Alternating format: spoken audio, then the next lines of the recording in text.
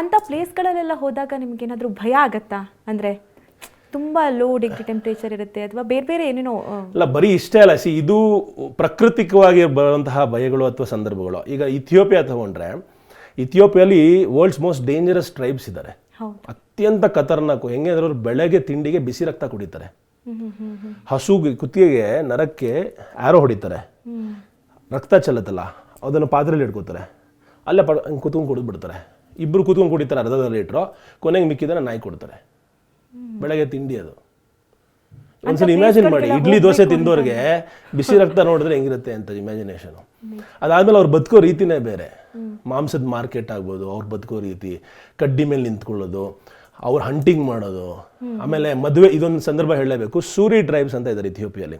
ಇವ್ರುಗಳು speciality ಏನಂದರೆ, ಅವ್ರು ಮದುವೆ ಆಗಬೇಕು ಅಂದರೆ ಇವ್ರ ಜನಾಂಗದಲ್ಲಿ ಸುತ್ತಮುತ್ತ ಇರೋ 100 ಹಳ್ಳಿಗಳು ದೊಂಗ ಫೈಟಿಗೆ ಸೇರ್ಕೋತಾರೆ. ಹಿಂದಿನ ಟೈಮಲ್ಲಿ ಹೆಂಗಿತ್ತು ಹಂಗೇನೆ ಇವತ್ತಿಗೂ ನಡೀತಾ ಇದೆ. ಅವ್ರು ಆಲ್ಮೋಸ್ಟ್ ಒಂದು 2000 ವರ್ಷ ಹಿಂದೆ ಇದ್ದಾರೆ ಇಥಿಯೋಪಿಯನ್ನರು. ದೊಂಗ ಫೈಟಲ್ಲಿ ಎಲ್ಲರಿಗೂ ಕಡ್ಡಿ ಇರುತ್ತೆ, ನಗ್ನವಾಗಿರ್ತಾರೆ ಹುಡುಗರು ಒಂದೊಂದು ಊರಿಂದ ಸೌಂಡ್ ಮಾಡ್ಕೊಂಬರ್ತಾರೆ ಅಂತ. ಅವ್ರು ಬಂದರೆ ಒಬ್ಬೊಬ್ರಿಗೂ ಒಂದೊಂದು ಸೌಂಡ್ ಇರುತ್ತೆ. ಈ ಹುಡುಗ, ಈಗ ಒಂದು ಹುಡುಗಿ ಇದ್ದಾಳೆ ಅಂದರೆ ಈ ಹುಡುಗ ಅದಕ್ಕೆ ಅವ್ರು ಕಾಂಪೀಟ್ ಮಾಡ್ತಾರೆ ಅಂದರೆ ಹೊಡೆದಾಡಬೇಕು. ಯಾರು ಗೆಲ್ತಾರೋ ಆ ಮದುವೆ ಆಗಬೇಕು.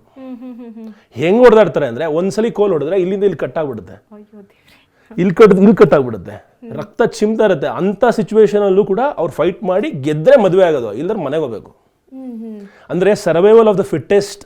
ನಮ್ಮೇನು ಒಂದು ಹ್ಯೂಮನ್ ಕೈಂಡ್ ನೇಚರ್ ಇದೆ, ಈ ಪ್ರಕೃತಿಯ ನಿಯಮ ಅದೇ ಅಲ್ವಾ, ಯಾರು ಫಿಟ್ಟೆಸ್ಟ್ ಇದ್ದಾರೋ ಅವರೇ ಸರ್ವೈವ್ ಆಗೋದು. ಸೊ ಅದನ್ನೆಲ್ಲ ರಿಯಲ್ ಲೈಫಲ್ಲಿ ನೋಡಿದಾಗ ಒಂದು ಕಡೆ ನೇಚರ್ ಆದರೆ ಇನ್ನೊಂದು ಕಡೆ ಜನರ ಎಕ್ಸ್ಟ್ರೀಮ್ ನೋಡಿದ್ದೀನಿ. ಎಲ್ಲ ಎಕ್ಸ್ಟ್ರೀಮ್ಸ್ನು ಈ ಒಂದು ಕಳೆದ 2 ವರ್ಷದಲ್ಲಿ ನೋಡಿದ್ದು ನನ್ನ ಪರ್ಸ್ನಲ್ ಎಕ್ಸ್ಪೀರಿಯನ್ಸ್ನ ಭಾಳ ಎನ್ಹಾನ್ಸ್ ಮಾಡಿದೆ. ಅಂದರೆ ನಿಮ್ಗೆ ಅಲ್ಲಿ ಗೈಡ್ ಪಾರ್ಟ್ನರ್ಸ್ ಯಾರಾದ್ರು ಸಿಗ್ತಾರಾ? ಹೇಗೆ ಇದೆಲ್ಲ? ಕೆಲವು ಕಡೆ ಗೈಡ್ಸ್ ಇರ್ತಾರೆ. ಈಗ ಇಥಿಯೋಪಿಯಲ್ಲ ನೀವು ಗೈಡ್ಸ್ ಇಲ್ಲದೆ ಹೋದ್ರೆ ನೀವು ಕೊಲೆ ಆಗ್ಬಿಡ್ತೀರ. ಯಾಕಂದ್ರೆ ಯಾವುದೋ ಟ್ರೈಬ್, ಈಗ ನೋಡಿ ಆ ಟ್ರೈಬನ್ನ ಮೀಟ್ ಮಾಡೋದಕ್ಕೆ ಕಾಡ್ ಒಳಗೆ 4x4 ಕಾರಲ್ಲಿ 4 ಸ್ಪೇರ್ ಟೈರ್ ಇಟ್ಕೊಂಡು ಆಲ್ಮೋಸ್ಟ್ 24 ಅವರ್ಸ್ ಜರ್ನಿ ಮಾಡಬೇಕು. ಸೊ 24 ಅವರ್ಸ್ ಜರ್ನಿ ಮಾಡಬೇಕು ಅಂದರೆ ಯೋಚನೆ ಮಾಡಿ, ಕಾಡ್ ಮಧ್ಯೆ ಹೆಂಗೆ ಹೋಗ್ತೀರಾ ನೀವು ಒಬ್ಬರೇ? ಸೊ ಅದಕ್ಕೆ ಗೈಡ್ ಬೇಕು, ಮತ್ತು 4x4 ಒಂದು ಫೆಸಿಲಿಟಿ ಬೇಕು. ಅದಾದಮೇಲೆ 2 ದಿವಸ ಇದ್ದೆ ಅವ್ರ ಜೊತೆಗೆ. ಸೊ ಇಡೀ ಇಥಿಯೋಪಿಯಾ 30 ದಿವಸ ಸುತ್ತಾಡಿದ್ದೀನಿ.